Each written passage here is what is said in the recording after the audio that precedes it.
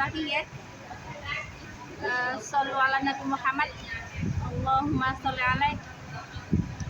Allahumma sholli ala Sayyidina Muhammad. Allahumma sholli wa barik wa sallim alaihi. Alhamdulillah. Kita sambung buat konten lagi ya, buat video curhat sharing ilmu yang harus diterapkan kepada diri kita sendiri di dalam rumah tangga. Mungkin nanti adalah jabaran blentreh lagi ya. Kita buat sekarang ini buat apa nama? Buat tajuk ya. Buat tajuknya adalah seperti ini. Jadi ini ya penjabarannya ya. Jadi seseorang yang sudah berjodoh suami istri, janganlah sampai membuat seorang sang suami itu takut kepada istri, atau sebaliknya, janganlah membuat sang istri itu takut dengan suami ya. Ini tajuknya ya, permulaan kita yang kita bincang hari ini ya. Ini hari Ahad, hampir pukul 4 ya. Mudah-mudahan nanti bermanfaat buat semuanya. Tadi yang kita bincang, janganlah seorang istri saja, jangan bukan perempuan ya, perempuan lu banyak ramai ya, perempuan di luar sana juga ramai ya. Ini dari perjodohan saja dalam rumah tangga. Janganlah membuat seorang suami takut dengan istri, dan janganlah seorang istri membuatkan takut terhadap suami. Kalau sudah berjodohan itu harus saling, pertama semua harus dijurhatkan, bukan curhat, semuanya harus dibincangkan baik-baik ya. Perjalanan mahligai rumah tangga, cinta, kasih sayang dalam rumah tangga itu harus saling jujur ya, saling membawa supaya rumah tangga itu tadi bisa menjadikan rumah tangga yang sakinah, mawadah, warohmah ya. Sekarang seperti ini, ramai orang sudah dicamkan dengan ulama besar, sudah mengatakan, para ulama-ulama kiai-kiai sudah mengatakan, ustaz sudah mengatakan bahwasanya sudah seolah-olah sudah distempel ya, jangan dulu, seolah-olah sudah distempel bahwasanya seorang istri itu wajib taat kepada suami. Memang benar, itu memang wajib ya, memang wajib, bahkan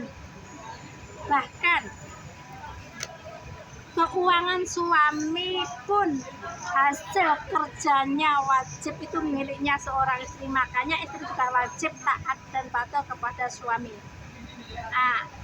Duit saja, penghasilan ke setiap harinya itu wajib, sudah hak milik seorang istri ya. Begitupun sebaliknya, si istri juga wajib kepada taat suami ya. Ora dumehno saumpama si istri wis oleh duit akeh per bulan gajinya suami, nanti suami nggak berhak dan nggak berkuasa di atas duit itu. Contoh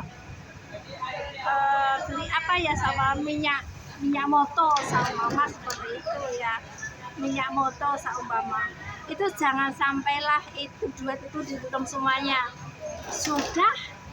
Sudah sebaik mungkin seorang suami keuangan didibuk petutut di atas namakan seorang istri loh ya. Jadi itu memang sudah hukum ya, sudah hukum. Akan tetapi seorang istri pun juga wajib taat kepada suami, memang benar dalam tata cara, semua atur cara, sebab seorang imam ya, suami adalah seorang imam.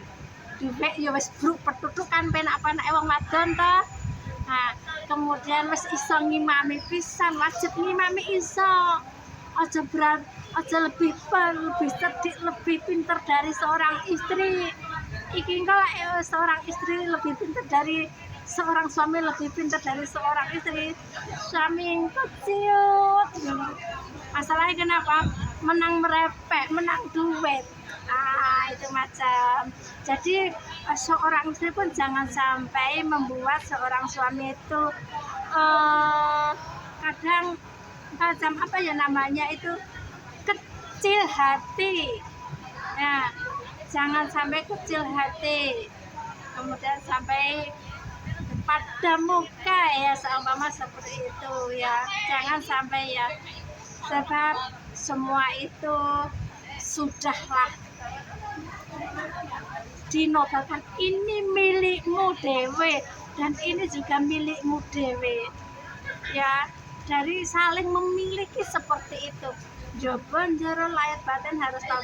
Dan walaupun macam mana kalau sudah bersuami istri, jangan mengungkit-ungkit masa lalu apabila si seorang istri atau seorang suami itu dulu ada masalah sedikit. Contoh, mungkin dulu pernah ada pawe dulu, zaman dulu ya masih remaja seumpama. Itu jangan diungkit-ungkit. Begitupun sang suami, istri jangan mengungkit-ungkit masalahnya suami, masalahnya sampeyan ini sudah dipilih. Istri udah milih sang suami, suami udah milih istri. Yang dulu masa lalu buang semuanya seperti itu ya. Ya, jadi nanti rumah tangga itu bisa sakinah mawaddah warahmah. Ya, begitulah kekeluargaan. Harus saling memberi, saumpama ya si suami ada andeng-andeng kecil tak ilaane lah andeng-andengi, saumpama suami dapat fitnah dari luar, jangan aja percaya dulu iki bojoku dhewe fitnah apa, saumpama seperti enggak apa-apa. Si istri juga seperti itu, dapat fitnah dari luar, aja sampai seperti itu. Yang penting enggak aja dipercaya dulu ya, yang penting hari-hari tahu, hari-hari macam mana nafasnya, hari-hari kan harus tahu ya. Itu nanti terwujudlah rumah tangga yang sakinah mawaddah warahmah ya. Tentang penjabarannya nanti saja, kalau nanti ya bisa kita buat online lagi tentang apa sakinah, apa mawaddah, apa warahmah ya. Ini seperti itu ya. Kemudian seperti ini, kalau sudah seperti itu, menjadilah rumah tangga yang sakinah mawaddah warahmah. Ada kalanya lagi ya, ada kalanya lagi perjodohan itu jangan dipaksakan ya. Perjodohan itu jangan dipaksakan, biarlah antara si laki-laki dan perempuan itu saling mengetahui dulu, saling mengerti, saling memahami dulu ya. Takutnya nanti apabila langsung jebret dijodohkan, biasanya kalau seorang perempuan itu taunya hanya taat kepada Allah, taat kepada kedua orang tua. Tahu kalau masih gadis ya, kalau masih gadis taunya seorang perempuan itu hanya taat kepada kedua orang tua, jadi manut ya, manut. Jadi apabila kedua orang tua mencarikan jodoh sama putrinya, ya didelok-delok dulu lah kira-kira macam mana si laki-laki wis cocok dengan kedua orang tua apa belum, doro apik weles bener kok salah, nompo apa ora nompo, semua itu ya.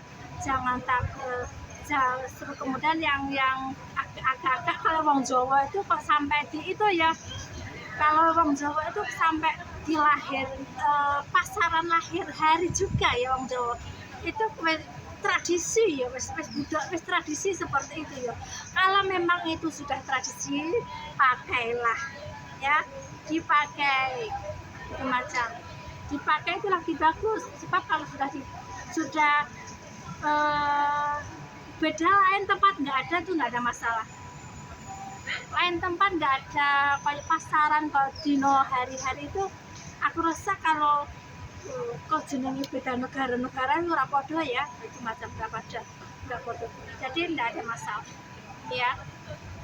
Terus lagi kalau sudah sang istri wis padha-padha arepe, kemudian ditarik dulu. Nah, ditarik dulu gelem apa ora, mau apa enggak, kira-kira kamu cocok apa enggak, itu wajib ya. Masalahnya orang zaman orang pondokan pesantren itu biasanya seperti itu tahu ya. Kalau orang pesantrenan itu biasanya itu taat kepada kedua orang tuanya, kadang-kadang taat dengan ustadz kiainya yang mempunyai pondok ya. Biasanya kiai mencarikan jodoh, kemudian nanti bisa diundang dengan wali santri, itu macam bisa jadi itu macam. Kemudian lagi itu bagus, asalkan anak itu tadi jadi istilah ini ya, memang lah jiwanya seorang perempuan jiwanya seorang gadis ya, gadis itu disitulah masalahnya. Seneng apa enggak seneng itu tadi yang masalahnya di sisi itu. Taat kepada kedua orang tua, kalau kiainya tanya apabila menjodohkan itu toh masalah wong wedok itu tadi ya. Golek jodoh itu mau gak mungkin kan wong sak nyanyi kalau golek jodoh sendiri kan langka di zaman kita loh ya. Mudah-mudahan hingga sampai ke anak turun kita ya, itu macam. Nah, maka dari itu jadi orang tua itu dengan anak gadisnya ojo ditekan ya, jangan ditekan, supaya itu cara penekanan itu jangan di saat itu hari-hari aktivitas dari sejak kecil, perasaan ojo ditekan. Dia mempunyai hati itu bergelombang ya, pikiran, hati, akal itu biar bergelombang. Nanti kalau sudah bergelombang mungkin bisa tetap jadikanlah dalam syariah Islam agama itu tadi anak yang masih terjaga, semacam bergelombang tapi di dalam keluarga. Jadi itu nanti bisa jadi anak yang solehah, anak yang cerdas, tangkap, prigel ya, cekal itu macam. Kalau enggak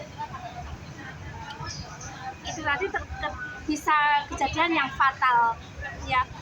Kalau dari sejak kecil itu tadi seperti ini ya, memang kalau masih kecil kan, kalau di pemukiman kita kan nggak mungkin kan, masih umur kecil, masih darah dari mulai contoh kayak 7 tahun hingga 10 tahun, 10 tahun hingga 15 tahun, nggak mungkin kan kedua orang tua itu boleh jodoh.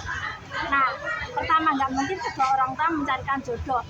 Yang keduanya, biasanya orang tua itu memang agak memakami anak darah supaya nggak, ya istilah nggak kena habo ya, namanya penjagaan anak ya, semacam namanya saja penjagaan anak. Jadi tapi memang waktu dibekem.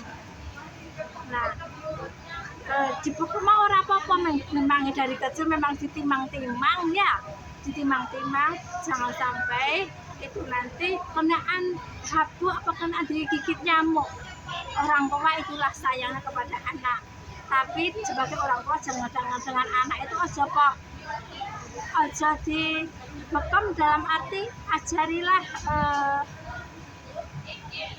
anak itu yang ya dalam agama syariah ya, syariah dengan namanya saja sekolah di agama, di sekolah, di kelas, kemudian di luar kemarin kan adalah itu nanti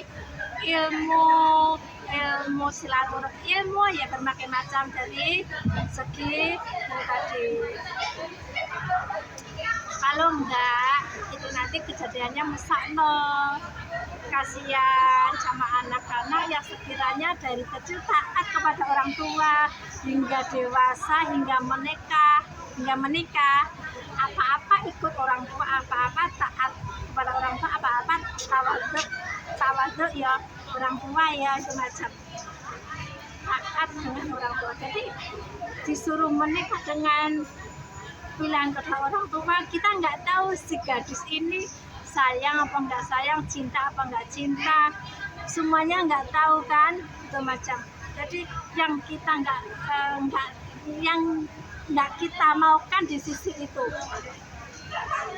Dalamnya ini macam mana kan kita belum, masalahnya hati kan belum terlatih dari hati belum terlatih pergerakan pernafasan tentang kaum laki-laki ya. Jadi perkembangan itu tadi belum paham. Jantung nadi sanubari tadi kalau seumpama jadi anak yang solehah, anak yang terpagam, anak yang terdidik dalam keluarga yang soleh, itu nanti biasanya anak itu nanti ya tadi disuruh menikah itu saja. Tapi hati belum berharap kita hati itu enggak sampai menyimpan rahasia lah, itu macam lah. Jangan sampai anak gadis itu menyimpan rahasia kepada calon suami dan setelah menikah, itu macam. Oke, ini nanti saya lanjut lagi insya Allah ya. Ini udah jam udah 16 menit, cukup sekian. Mudah-mudahan bermanfaat dan wallahu a'lam bishawab. Assalamualaikum warahmatullahi wabarakatuh.